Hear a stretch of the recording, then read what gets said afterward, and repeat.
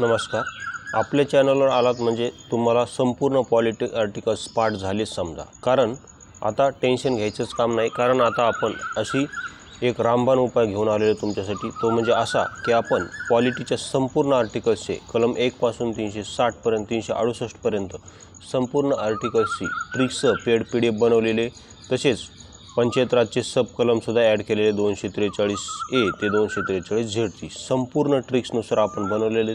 आता त्या ट्रिक्स कशा असतील, कशा काय, संपूर्ण त्याचा डेमो तो मला ह्या व्हिडिओमध्ये दाखवतो. तर डेमो पाहू शकता तुम्ही. आता यामध्ये आपण कलम 52 घेतलेलं आहे. तर बघा कलम 52 काय, तर कलम 52 आहे भारतासाठी एक राष्ट्रपती असेल. बघा घटनेच्या कलम 52 मध्ये भारतासाठी एक राष्ट्रपती असेल अशी तरतूद केलेली आहे. तर याला लक्षात कसं ठेवलेलं आहे आपण, याची ट्रिक्स काय केलेली पाहू शकता. तर 52 नुसार भारतासाठी एक ब्राह्मण समाजाचा व्यक्ती राष्ट्रपती असेल असं आपण म्हटलेलं आहे. काय म्हटलेलं आहे, 52 नुसार भारतासाठी एक ब्राह्मण समाजाचा व्यक्ती हा राष्ट्रपती असेल असं आपण म्हटलेलं आहे. त्याचं कारण असं आहे की 52 ब्राह्मण 52 ब्राह्मण 52 ब्राह्मण असा काय होतो, यमक जुळतो. ह्या दोन शब्दाचा काय होतो, यमक जुळतो. हे पाहू शकता, हे 52 हे 52 52ला असं देवनागरीत लिपीत लिहिलं तर हे 52 आणि हे ब्राह्मण असं काय होतो, इथे या दोन शब्दाचा यमक साधला जातो. त्यामुळे इथून पुढे तुम्हाला कुणी विचारलं की सांग बरं की भारतासाठी एक राष्ट्रपती असेल अशी तरतूद कोणत्या आर्टिकल्समध्ये किंवा कोणत्या कलममध्ये केलेली आहे घटनेच्या, तर त्याला सरळ सांगायचं, त्याला आकडा नाही सांगायचा, त्याला म्हणायचं भारतासाठी एक ब्राह्मण राष्ट्रपती असेल असं म्हणायचं. आणि मग म्हणायचं आता त्यामध्येच कलम दडलेला आहे, ब्राह्मण या शब्दाचंच कलम दडलेलं आहे, ते तूच सांग म्हणायचं. आता म्हणजे ब्राह्मण 52 ब्राह्मण 52 आणि त्याला 52 वेळेस ब्राह्मण 52 52 ब्राह्मण असा जप करायला सांगा.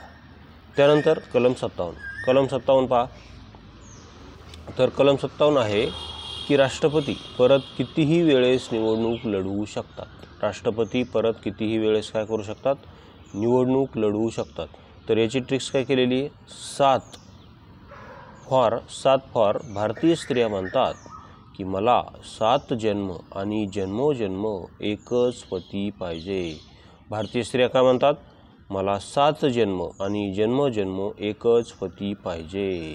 भारतीय स्त्रिया म्हणतात की नाही की एखादा तिचा नवरा बेवडा असेल, पिदाडा असेल, काही दारू पिणारा असेल, तिला मारणारा असेल, तरी पण त्या काय म्हणतात की मला 7 जन्म हाच नवरा पाहिजे. ज्यावेळेस त्या वडाला 7 फेऱ्या मारतात त्यावेळेस म्हणतात की मला 7 जन्म हाच पती पाहिजे, म्हणजे पाहिजे. कारण 57 मध्ये काय आहे, शेवटी 7 आहे, म्हणून ही ट्रिक्स आपण केलेली आहे. कारण भारतीय राष्ट्रपती कितीही वेळेस निवडणूक लढू शकतात. मात्र हेही लक्षात घ्या की आतापर्यंत फक्त डॉक्टर राजेंद्र प्रसाद हे एकमेव राष्ट्रपती होऊन गेले जे सलग 2 वेळेस काय झाले, निवडून आले होते. डॉक्टर राजेंद्र प्रसाद मात्र कितीही वेळेस निवडणूक लढवू शकतात. आता आपल्या ज्या द्रौपदी मुर्मू आहेत त्या परत कितीही वेळेस निवडून येऊ शकतात, एवढं लक्षात घ्या. तसेच अमेरिकन राष्ट्रपती मात्र फक्त त्यांच्या आयुष्यात फक्त 2 वेळेस निवडणूक लढू शकतो, त्यानंतर नाही. आता डोनाल्ड ट्रम्प तात्या दुसऱ्यांदा निवडून आलेत, त्यामुळे ते आता परत 3ऱ्या वेळेस निवडणूक लढवू शकत नाहीत, म्हणजे नाहीत. हे पण येथे लक्षात घ्या, कारण GS सुद्धा आपल्याला माहीत पाहिजे इतर.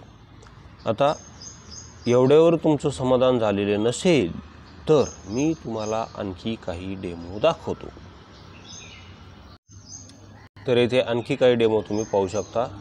तर काय म्हणते कलम 25. कलम 25 काय आहे, तर कलम 25 हे मूलभूत हक्क आहे. काय आहे, मूलभूत हक्क आहे. कलम 25 मूलभूत हक्क आहे.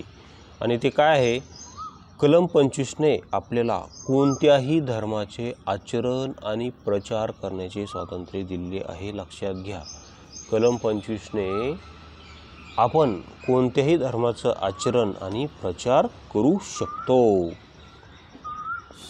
तर याला ट्रिक्सनुसार असं लक्षात ठेवा की वाय फॉर यहुदी धर्माचे आचरण आणि प्रचार करण्याचे स्वातंत्र्य. कलम 25ने आपल्याला यहुदी धर्माचे आचरण आणि प्रचार करण्याचे स्वातंत्र्य हे दिलेले आहे असं तुम्ही लक्षात ठेवा। कलम 25ने काय दिलेले आहे? कोणत्याही धर्माचं आचरण आणि प्रचार करण्याचे स्वातंत्र्य हे जे दिलेले आहे हे आपल्याला कलम 25ने दिलेले आहे। मग तुम्ही म्हणाल यहुदी धर्मच का घेतला, दुसरा का नाही एखादा? त्याचं कारण असं आहे की यहुदीचा जो वाय आहे तो ABCD नुसार 25 नंबरला येतो। किती नंबरला येतो? यहुदीचा वाय हा 25 नंबरला येतो, म्हणून मी यहुदी धर्म घेतलेला आहे। ओके, आता यावरूनच आणखी एक लक्षात ठेवता येईल, ते म्हणजे कलम 325। तर पहा 325 काय आहे? तर 325 आहे केवळ धर्म, वंश, जात या कारणावरून एखाद्याला मतदान यादीतून हटवले जाणार नाही। कोणत्या कारणावरून? केवळ धर्म, वंश, जात। म्हणजे इथं परत धर्म आला का नाही?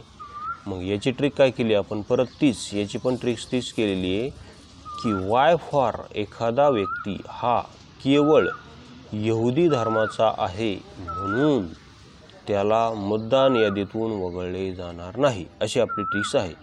वाय फॉर एखादा व्यक्ती केवळ यहुदी धर्माचा आहे म्हणून त्याला मतदान यादीतून वगळले जाणार नाही। कारण येथे पण 325 आहे आणि 325 मध्ये शेवटी काय 25 आहे आणि हे जे 25 आहे ते वाय यहुदीचा वाय हा 25 नंबरला येतो। येथे पण तुम्ही असं लक्षात ठेवू शकता। ओके, तर अशा प्रकारे आपल्या संपूर्ण आर्टिकल्सच्या आपण ट्रिक्स बनवलेल्या आहेत। या ट्रिक्स हव्या असतील तर परत एकदा सांगतो, हा नंबर दिलेला आहे 84 21 90 83 84 84 21 90, पुढे काय आहे ते 83 84 83 84 84 21 90 83 84 या नंबरवर तुम्ही संपर्क करून ही पेड PDF परचेस करू शकता। आतापर्यंत